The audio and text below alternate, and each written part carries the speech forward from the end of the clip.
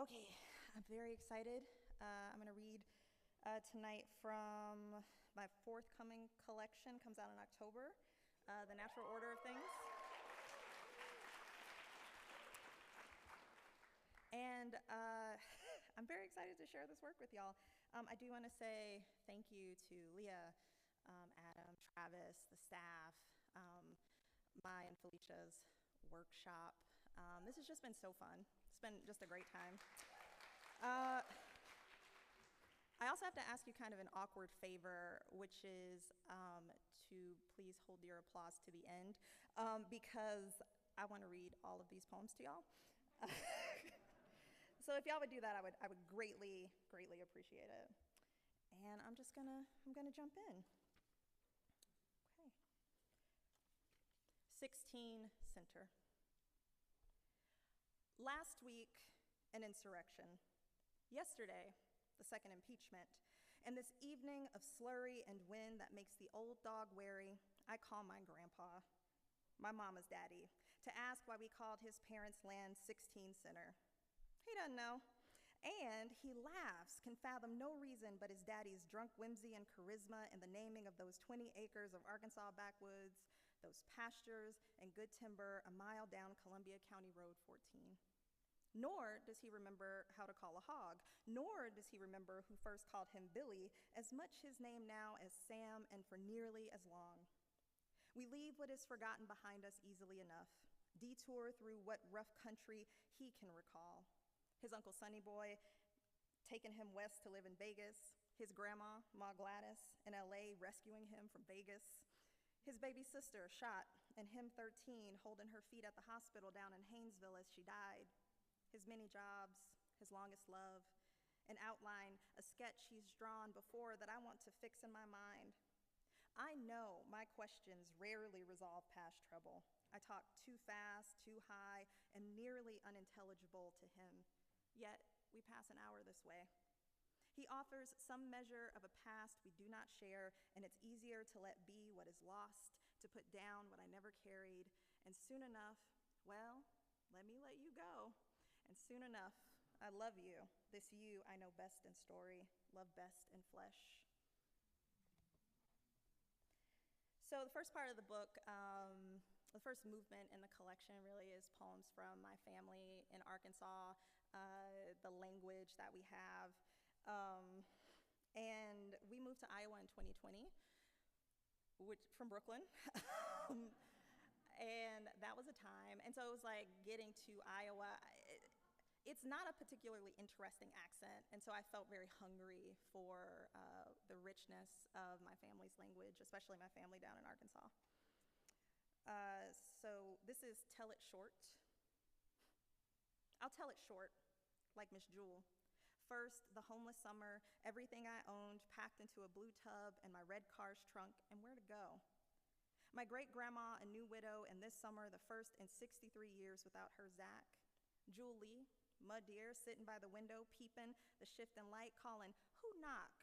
When I knocked, then stumbled into the house of cutoff, of scrap lumber, hot and damp as a mouth, and thank God for the porch that whistled the breeze where we sat and sweat. And couldn't Miss Jewel talk? And weren't the stories always the same, how I know I came honestly to refrain? Didn't I come bearing what gifts could delight, what token I could afford, sugar-free peppermints and sugar-free ice cream, and quick, she'd say, put a piece in my hand, or put me a little in a bowl. I'm telling you, we hopped over in the bed together in the evenings, the old fan pushing air hot as my own skin and the blood besides, and Grandma murmuring, that fan is a little cool, isn't it? Pulling the quilt up to her neck. I'm telling you, I was little and lost, the season I learned to be still, to pass a piece of time with remembering, a comfort to remember now, to make present for a little while, to bring her, as from a great distance, closer. It's gonna be what it is. We say, it's gonna be, it's gonna be, it's gonna be, it's gonna be, it's gonna be what it, it's gonna be what it, it's gonna be what it is, what it is, what it is. Let me ask you something. Let me ask you, let me ask you, young blood, let me ask you what it is, it's gonna be, it's gone. I tried to told you. Yeah, we pass all that, but I tried to told you. We pass, I tried to be what it is, young blood. I got damp, I say. I got damp, but I didn't get wet. That's what Johnny Ray said more than once. Dark road, backwoods, hogs behind fences, county road dark, country road dark. Say it again. Say, I got damp, but I didn't get wet. Say it like Johnny Ray. I got damp, but I didn't get wet. Shake your head, young blood. I got you, young blood. I got what it is, what it's gonna be, what it is. Damp, young blood. Let me ask you something. You ever heard us say it's gonna be what it is? It's gonna be what it is. Gonna be. But we passed that. One county road down red dirt, it's gonna be country dark, is what it's gonna be. Hog on roadside, a man, red dirt, gonna be what it is. You got me bent, buddy. D said that. Said, you got me bent, buddy. Young blood, you hear D say, you got me bent? You know one thing. She call you buddy? You know another. What you know, young blood, is it's gonna be what it is, and what it is done. Put a fence on that road, buddy, down that road, down that red dirt. Once Billy was kicking in high cotton. He said that. When he was 79, he said, kid, when I was 60, said, I was kicking in high cotton. That ain't what it is no more. Nah, what it is what it's gonna be. Cotton chopped down, the field overgrown. What it is abandoned. Wind singing through grass, which done took fences, porches, hoed rows, cows, Mary and Bullet long gone, Zach, who used to call their names, long gone, Julie too, Billy soon, any of us, soon. Listen, I'm trying to remember, young blood. Forget, and what's lost could gut you like a hog.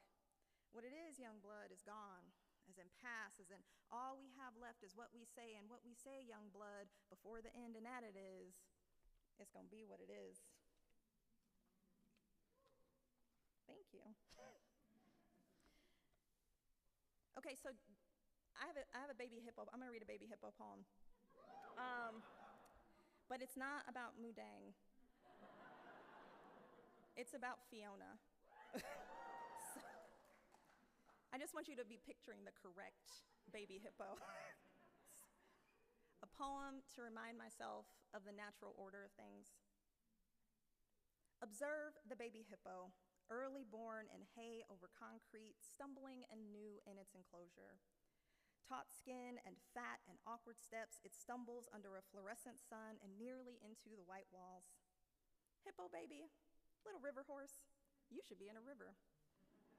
Oh, Donika, you should be in love. In the beginning. In the beginning, there was your mouth. Soft rose, rose murmur, murmured breath, a warm cardinal wind that drew my needle north, magnetic flux, the press of form to form. In the beginning, there was your mouth, the trailhead, the pathhead faintly open, the canyon, river carved. Farther south and ahead, the field, the direction chosen.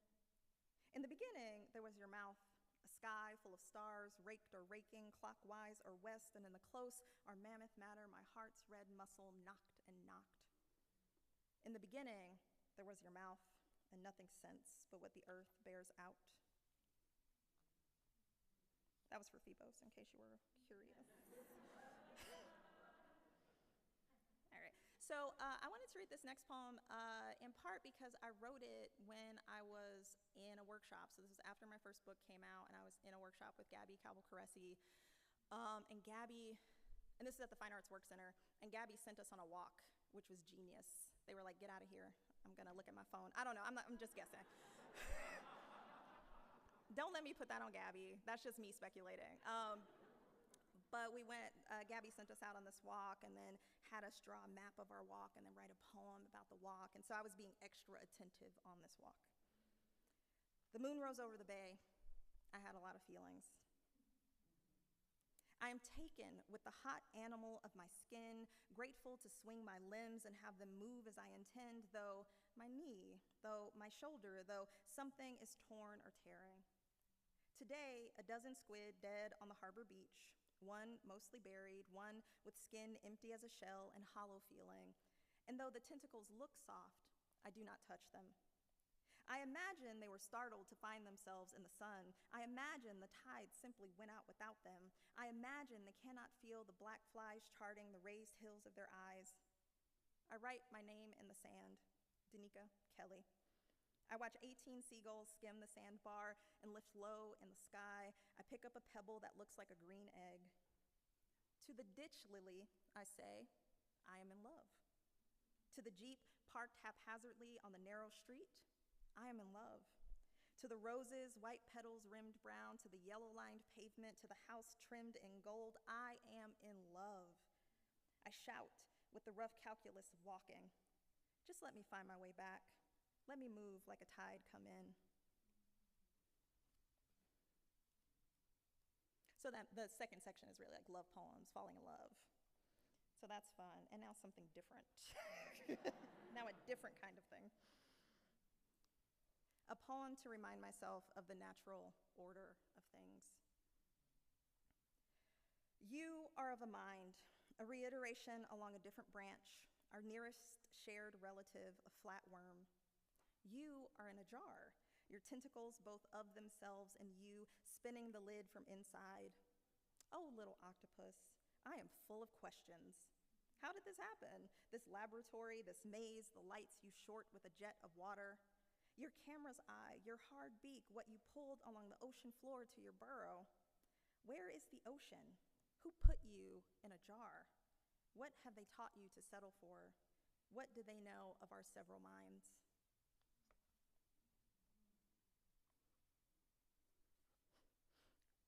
So when I was in Seattle a few years ago, I saw a sticker in a park. And the sticker said, "We came here to get away from you."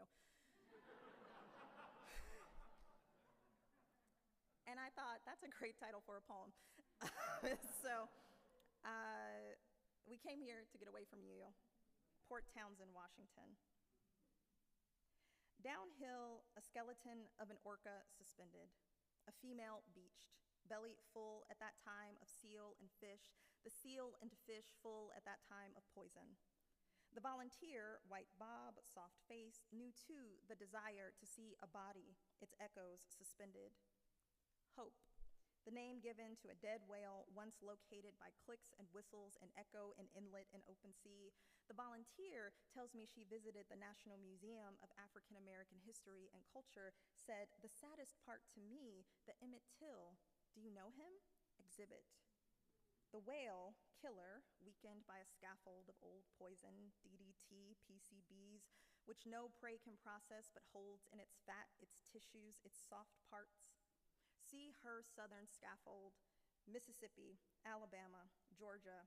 See, I hadn't thought to think of him here under the reconstructed skeleton I'd come to see and once seen to mourn. She wanted to stand over his bones, his grave on her bucket list. She pushed into me her desire, the sound surfacing what had long ago leached into my softest parts. I wanted to hold her shoulders, vomit into her mouth this water full of dead or dying, to fill her with a little knowing, change her, heavy her, let the knowing wash her into the Salish at low tide, past driftwood and eelgrass, hope a warning at her back.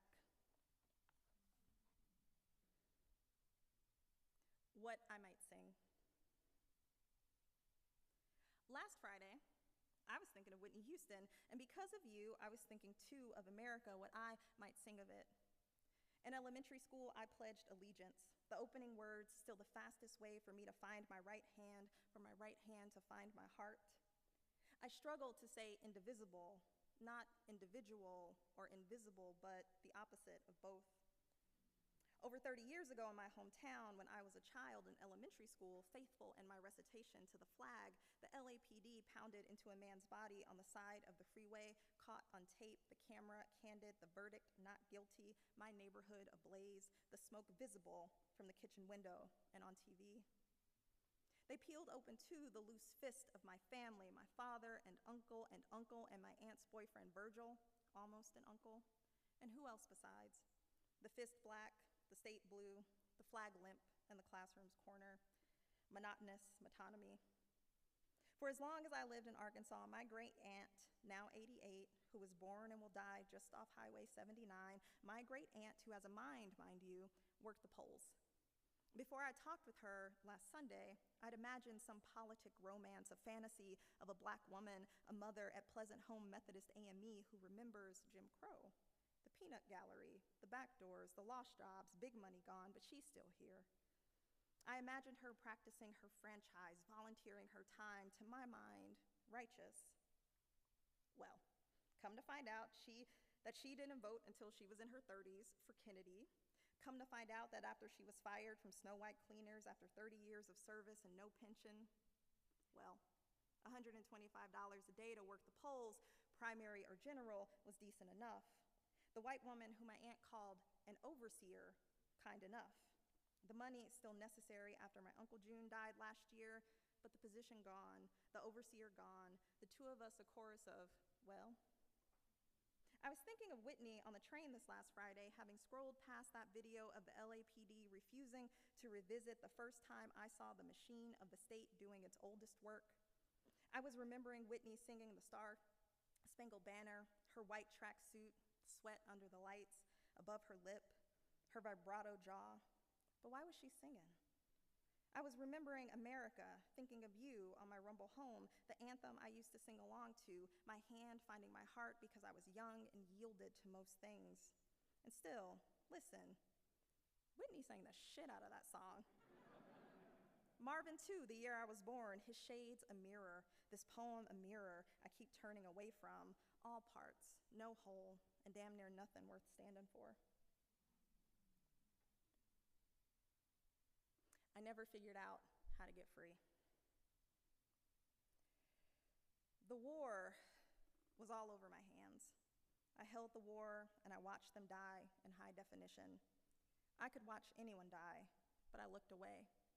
Still, I wore the war on my back. I put it on every morning. I walked the dogs, and they too wore the war. The sky overhead was clear, or it was cloudy, or it rained, or it snowed, and I was rarely afraid of what would fall from it. I worried about what to do with my car, or how much I could send my great aunt this month and the next. I ate my hamburger. I ate my pizza. I ate a salad or lentil soup, and this too was the war. At times, I was able to forget that I was on the wrong side of the war, my money and my typing and sleeping sound at night. I never learned how to get free. I never learned how not to have anyone's blood on my own soft hands. What you dare to open at the threshold. We're transitioning. What you dare to open at the threshold. Open your eyes to a present bare as a winter tree, the tree a raw nerve, not dead, but at rest. A mistake to think now is always. Soon enough, the bud and bloom, the green leaf and husked fruit. Soon enough, the small jaw makes of the hard shell dust, makes of the sweet meat a feast. What wild, soft hope to suppose that what was will be. For now, take the attitude of work, then the attitude of rest, then work, a curious industry, then rest. For now, grab the hand that pulls you up, the hand that gets you dressed, the hand that soothes you when you wake in the dark, startled and damp. Is the hand your own? So be it. Is the hand another's? So be it. There is a future in your mouth, smoky quartz on your tongue. Where will you hold it? Belly, teeth, or palm?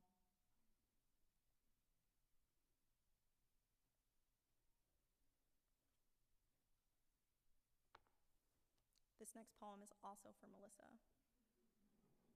It is titled, I Love You. I Miss You. Please get out of my house.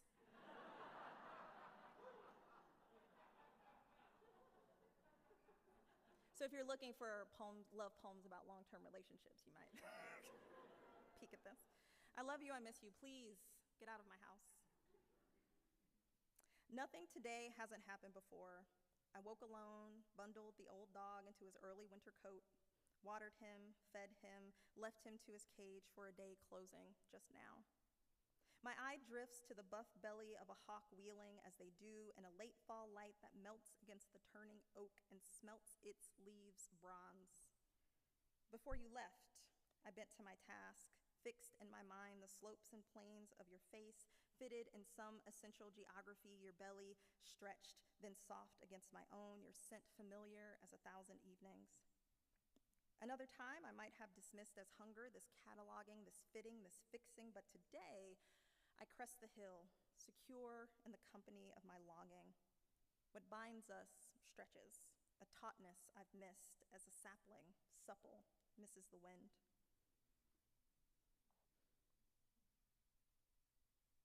Desire path near equinox. Blame Jupiter, its brightest moons. Blame the scapular ache, a cry I store in my wing where my wing would be. No reason, of course, for blame, but blame the mask I buzz. I've been at myself, fingers pruned and smelling of lemon, of sweet moss, late twilight, and banked ember. I stoke my own tinder, make fire of what's left. Don't call it dream, but prophecy, an astronomer's eye taking time for distance. Each constellation a bird drawn by an amateur. Seagull, seagull, a cry that carries over the water. Oh, I whisper your name when I'm close. Look, I say, look, I become the shortest distance between 2 points. Seagull, seagull, horizon. I misspoke earlier, said fire instead of fountain, drought instead of deluge. Once I was a mask, made a mess of your face, would do it again, be worn before a distance so great it becomes time. How long before the goal arrives in the desert, parched, aching, blown off course? Oh, it was meant for the sea, would settle for river, as you were meant for me, that we settle for time, soon its wake, soon its swell. Look, I say into your mouth, your ear, not near, but soon. I fill the room, a cloud scudding the moon, fingers glinting in a light of my own making. Metamorphose. I want to say something about this poem, which is that it came out of a writing exercise that I did with my students. Where I asked them for a noun, a verb, and then I think for this exercise I asked them for something green. And then we wrote together as a writing exercise, and it was really fun. And so this poem has a lot of words in it I would not have used otherwise. So thank you to that class. Metamorphose. I no longer desire dissolution, the spilling of my body into yours, into water or air. Don't let me in, though I want the water still, wet, expectant, a mouth full. I want the jade kernel of knowing what my body remembers, my face rolling along your inner thigh, left cheek, mouth, right cheek, mouth, left, my whole forehead, nose, chin rolling like some animal in moss and mint, like some animal come up for air. No, not the knowing, but the feeling of your skin, the dense muscle beneath that gives to my teeth, that yields unbroken, that cracks me like an egg. Oh, I'm yellow with want. I'm sundered, sondered, haggard in the longing. Isn't it precious? Doesn't it satisfy like a bruise stroked, like a tree's newest ring unseen? So 2 more. And thank y'all so much for your good attention and your wonderful noises. It's been very lovely. It's very important to me, and I'm grateful for it. Okay. And I wrote this poem, yet another poem for Melissa, so here we are. But I wrote this for her birthday one year. So I showed up, and I was like, I have my little macaroni art, and then I read it, and I was like, this is really good. What is the measure? I catalog what I cannot capture, the sun, its ragged stumble into rock face, the precise elevation of this plateau or the next, the sea, of course, against which everything is measured. My tools are insufficient, inexact. For instance, there was no way to measure the peak against the distance from the tip of one ring finger to the other, no matter my arm's position, outstretched, limp, akimbo. For instance, there is no way to weigh the earth pushed out of earth against the gravity of my body, its bones, its sacks, its meat and animating light. I submit. I do not constitute the mountain. This, in spite of the palette of old quilts and newly fallen maple leaves I've made at its immeasurable base, I submit. I do not constitute the field, although I have harrowed its length, its width with my long feet, my slow step. Never mind, I hear what scurries or scatters, what burrows or bounds. Never mind, I raise my hand to hover the bent grass, the echinacea's bald crown, all of which withers or writhes, all of which is new or nearly the same before my foot's next fall. I submit. As with the mountain, the field. As with the field, you. Ineluctable as a season, sun ragging the rock face, your arm nearly as long as mine, your palm wider, your mouth a beginning, your eyes, of course, that against which everything else is measured. You harrow, and the summit writhes. Your broad foot falls, and the field, akimbo, gives up its gravity, lets loose its bodies, its bones, thrums an animating light.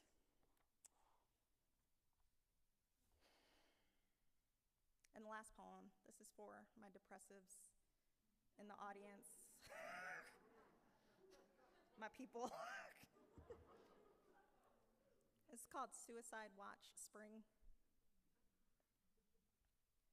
So much has happened that I would never have known I could remember. The trees here budding red before they flower, the hills scraped with rust before white, before petal, before green.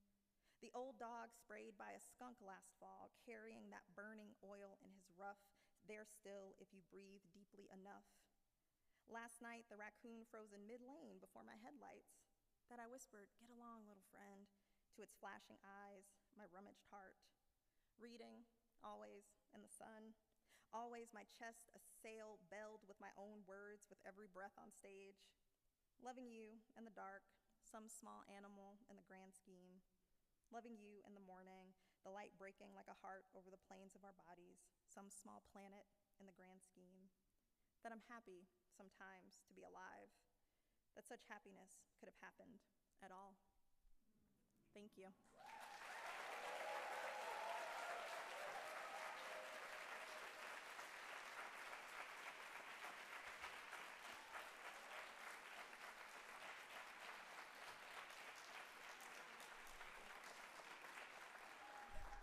And please welcome Cusi Cram.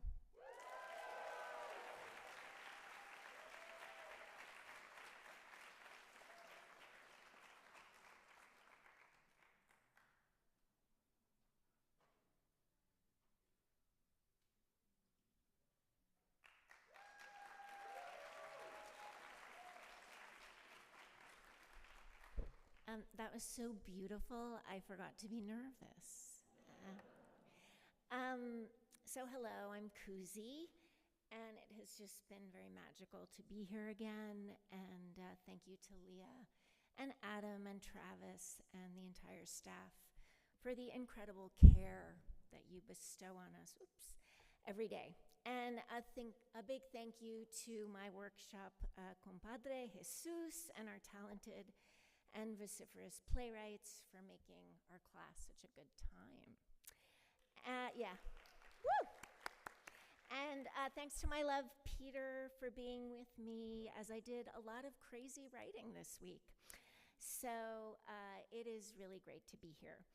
In a little bit, I'm going to have the Talent Festival, that is Yoni and Emily, come and read a short scene from a play of mine called The Complicated. But first, I want to tell you an anecdote about my mother, my father, Tennessee Williams, and me.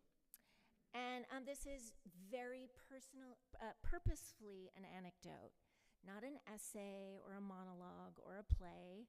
I have tried to craft this story into all of those things and failed. Before Jesus and I had barely said hello to one another, I babbled on about how I was going to write something that was a memory, but also a play, but not a memory play, and that they might be playing Tennessee Williams in it. Anyway, I plan to create a new form in the Sewanee Inn in about 3 days, and we were going to read that tonight. That did not happen. So I'm aiming to share this, again, it's called an anecdote in my book, as if you know me pretty well, and let's say we both had like a glass and a half of rosé, and we are sitting somewhere not too loud. There is forgiving lighting, and I feel comfortable and chatty, And, just like pretty much exactly like right here at this podium. So here we go.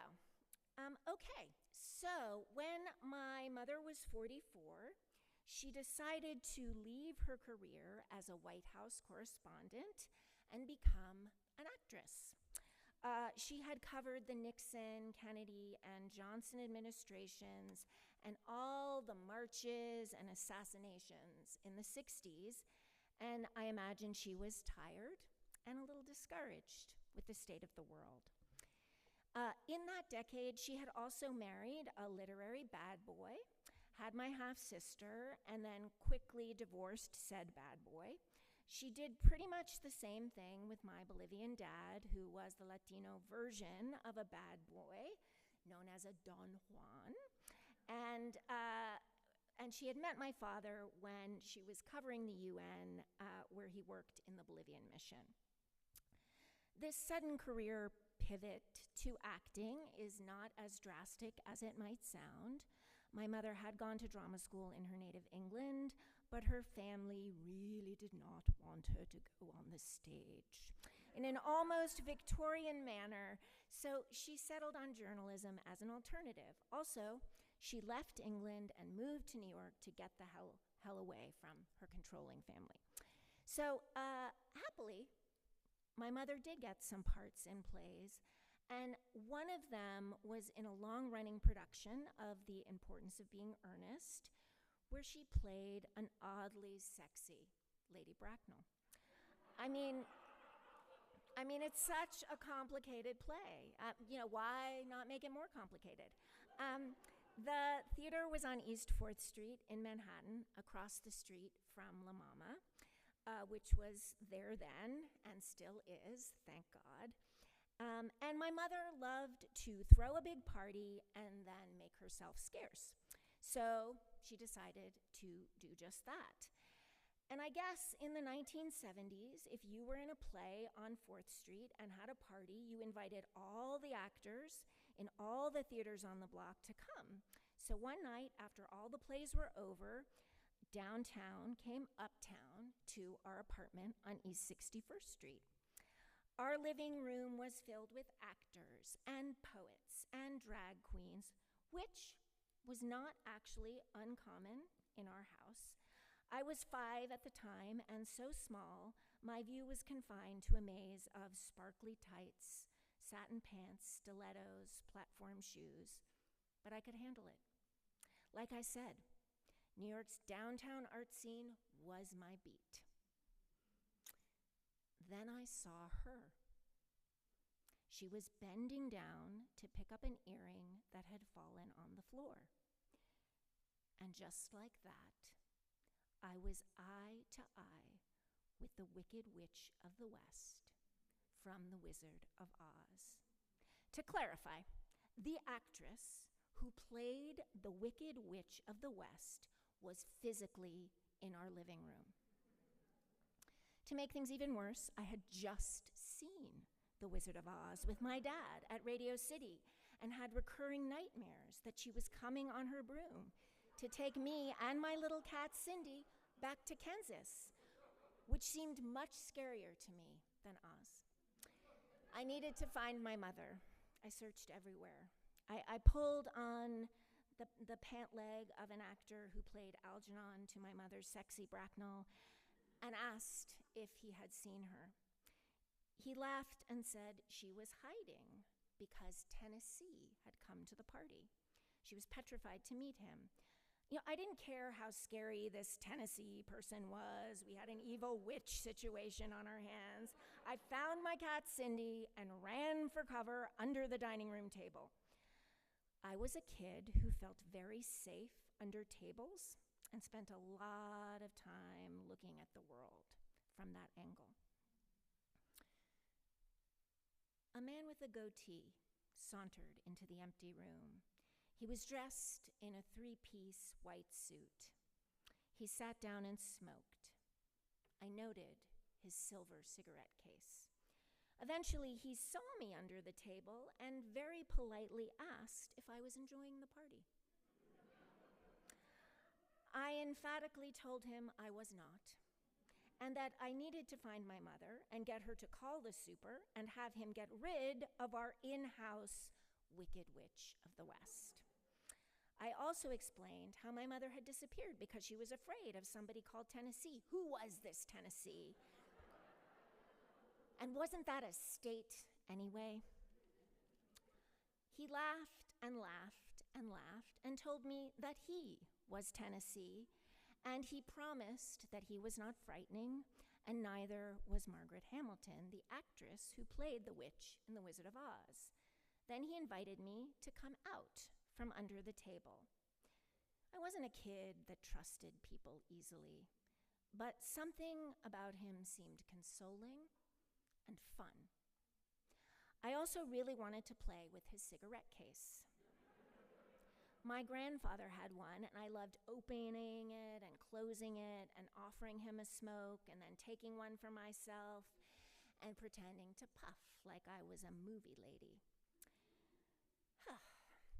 So, I wish I could tell you, word for word, what we talked about that night, but I can't remember much. I think Tennessee tried to explain to me the difference between an actor and a role, but my 5-year-old brain could not grasp the complexity of that alchemy. I ended up on his lap, playing with his cigarette case and the brass buttons on his vest that stretched tightly across his belly. It was a comfortable and safe spot, and I soon fell asleep. Eventually, my mother came looking for me. As she was lifting me up to take me to bed, I assured her that Tennessee was not scary at all, and he did theater just like her. The next day, my mother explained to me that I had fallen asleep on a great playwright's lap, and that his name was Tennessee Williams. Her voice was reverent and somber, her muddy green eyes filled with tears. I wasn't exactly sure what a playwright did, but I could tell that it mattered to her more than anything else. The thought of meeting this kind man in the white suit had forced my brave mother to hide for hours in the back of her closet. So, this is the kind of story that gets told again and again in families. Cusi fell asleep on Tennessee Williams' lap, and then she became a playwright. If only life were like a play, and one thing led directly to another. It took me another 25 years and at least 15 different jobs before I felt comfortable calling myself a playwright. And another push toward my calling happened the year before I graduated from college. I was visiting my dad in La Paz, Bolivia, where he had retired, and over dinner my father and I were talking about books. It might have been The Color Purple or Lonesome Dove. He read everything. There was a lull in the conversation, and I blurted out, "I want to be a playwright." I had not said this aloud before to anyone. I'm not sure I knew it myself. The previous semester, I had spent a lot of time acting in new plays and found it thrilling, but I wanted more. I think I confessed this to my father because I hoped he would dissuade me. He was a big doer and fixer in the world. He spent his life in service to his country. As a young law student, he had been part of a movement that socialized the tin mines in Bolivia. He represented Bolivia at the signing of the League of Nations. He was really old when he had me. And one of the founders of the Organization of American States. He was a devout socialist his entire life and cared deeply about the state of the world and the state of Latin America in particular. I thought he might tell me something more useful that I could do with my life. I waited for his lecture. He liked to hold forth. Instead, he told me that he'd only ever known one playwright, whom he'd met in an expository writing class at NYU long before he met my mother. During that time, my father was a persona non grata in Bolivia because there had been a right-wing military coup. On account of this political shift, he lost his job at the UN. He hoped to teach political science, but he needed to work on his English before applying for university jobs. This playwright was charming, and from the South, and was particularly interested in my father and his stateless status. Most of the other students in the class were non-native English speakers, so it did strike my father as strange that the playwright was taking this particular class. He seemed to have a solid grasp of English and could write persuasive prose.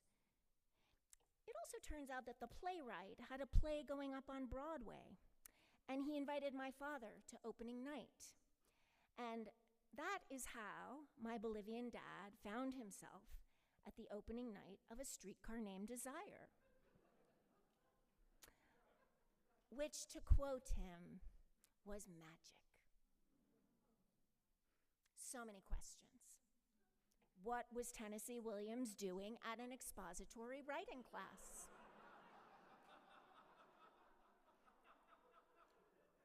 I mean, was it a super niche spot to cruise foreign men?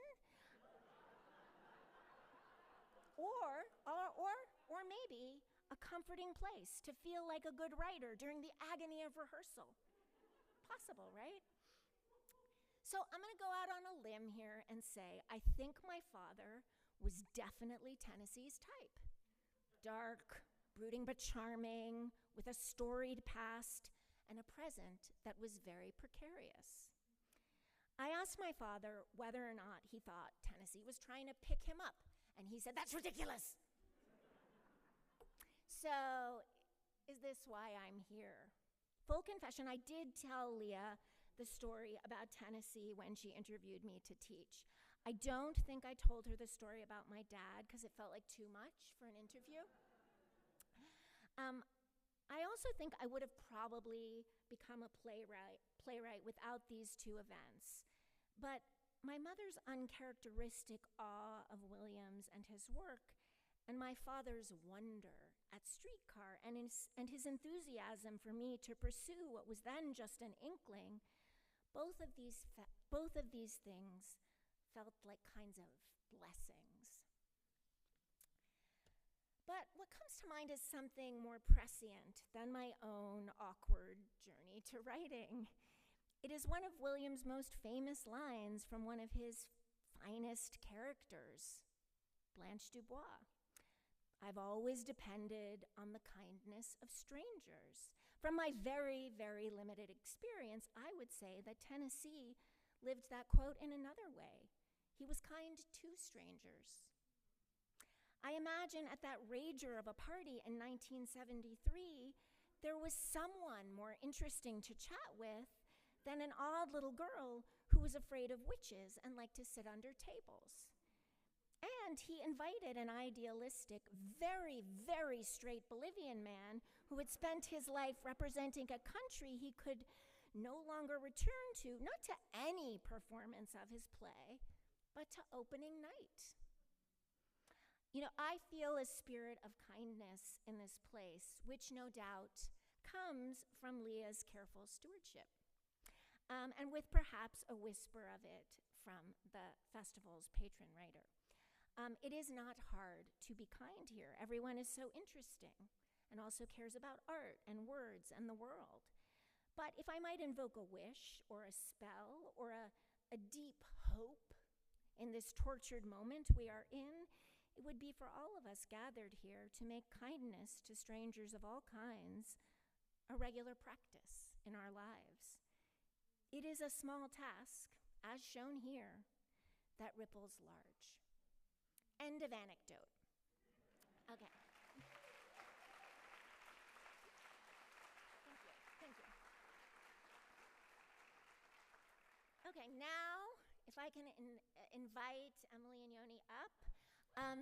Here, we're gonna do a short scene from my play, The Complicated.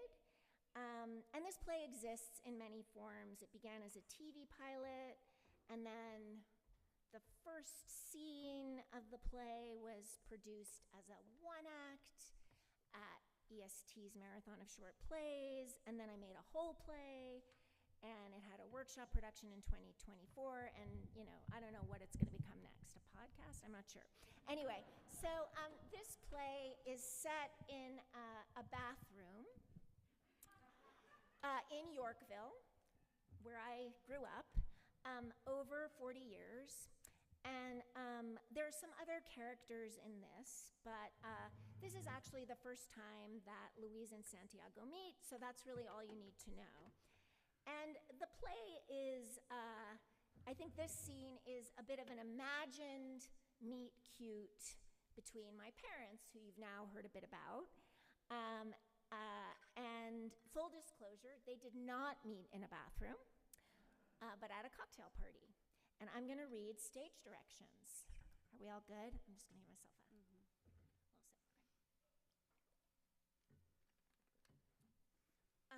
sip. Okay. Santiago and Louise, 1964. A bathroom in a modest apartment in Yorkville, Manhattan. It's the Upper East Side, but not the fancy part. This is a feminine space. Tubes, sprays, unguents abound. By the tub, there is a pile of books, mostly poetry. Louise sits in the empty bathtub, fully dressed in an evening dress, cradling a bottle of champagne. The sound of hijinks from another room. The bathroom door is ajar. Santiago bursts in. Excuse me. The door was open. Forgive me so much. He moves to leave. Louise burps. I am your ungracious host. Who might you be? I am Santiago. Well, hello, Santiago. You certainly know how to throw a great party. Louise takes a big swig of champagne. She offers the bottle to Santiago. Care for some? No, thank you. I think I should, Oh, God, I can, Louise tries to get up, but it's tricky in her stocking feet, as she has drunk a lot of champagne. Can't do it. I could close my eyes. I won't peek, I promise. Oh, I am fine. There's talk of going to a bar around the corner. Party's over, thank God. Well, thank you again. For not letting you piss? Anytime. I'm fine. I don't know about that. You seem clenched. Perhaps that is just the way I look. Anyway, I wish you a Happy New Year. You know, I never go to my own parties. And why is that? Because the sound of distant merriment is so much better than pretending to be merry oneself. Well, I can assure you it's very lively out there. For me, it was always a relief when I get to meet people who do not work at the United Nations. I met someone who juggles for a living. He is, according to himself, very successful. Who knew that was even possible? Maybe I am even more fascinating than the juggler. Louise holds out the champagne to Santiago. He takes the bottle from her and sits on the rim of the tub. Santiago takes a swig. He gets champagne all over himself. Well done. Means you'll have a year of good sex. A friend of mine at school whose parents owned a circus taught me that. One must listen to the circus people, Santiago. I think you're pulling my leg. But you'll never know, will you? What keeps you busy at the UN? I work at the Peruvian mission. You look like an ambassador. And yet, I am not. And why is that? I'm far too left for our current president. I've covered the UN for ages, and one day you will be an ambassador because you look the part. Tall, serious, with a dash of ruthless. Was that a compliment? Don't fish. And you're a journalist? Keeps me in this splendor. This is a perfectly nice bathroom. Admit it, it's a hovel. But a cozy one. And that's all one really needs. A hovel of one's own. Santiago picks up a volume of Pablo Neruda poems from the pile near the tub. Ah, Neruda. Don't tell me you know all his poems by heart. Not all of them. But you fancy yourself a poet first and then a diplomat? Oh, I am certainly not a poet. As a student, I was drawn to fiction. There was a year where I told everyone I was going to write the next great South American novel, but somehow, no writing was done. Remarkable how easy it is not to write. I am expert at it. My father pointed this fact out to me, so I joined the Foreign Service. Never know, it could still happen. Who knows? I was particularly captivated by the books of one of your countrymen, John Galsworthy, my professor of literature, likened his book, The Forsyth Saga, to a British War and Peace. The peace bits were divine in that one. Galsworthy wrote about big things: class, women's inequality, industrialization.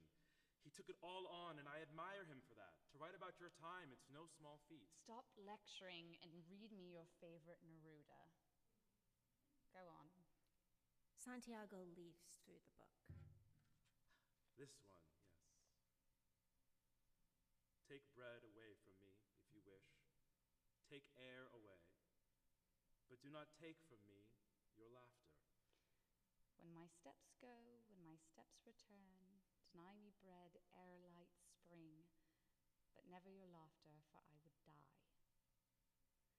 That last line is... Perfect! It's a bit over the top, don't you think? You don't understand love. I beg your pardon. The poet wants his lover to be happy more than anything else in the world. Her joy is his bread. Love is selfish. It shouldn't be. And I shouldn't be single and careening into my 30s. You look younger. You had to say that, didn't you? And do you write poetry? In a notebook, when I'm sad. I think I'm brilliant. I have no doubt you are, Louise. I didn't tell you my name. You're infamous, and also the host.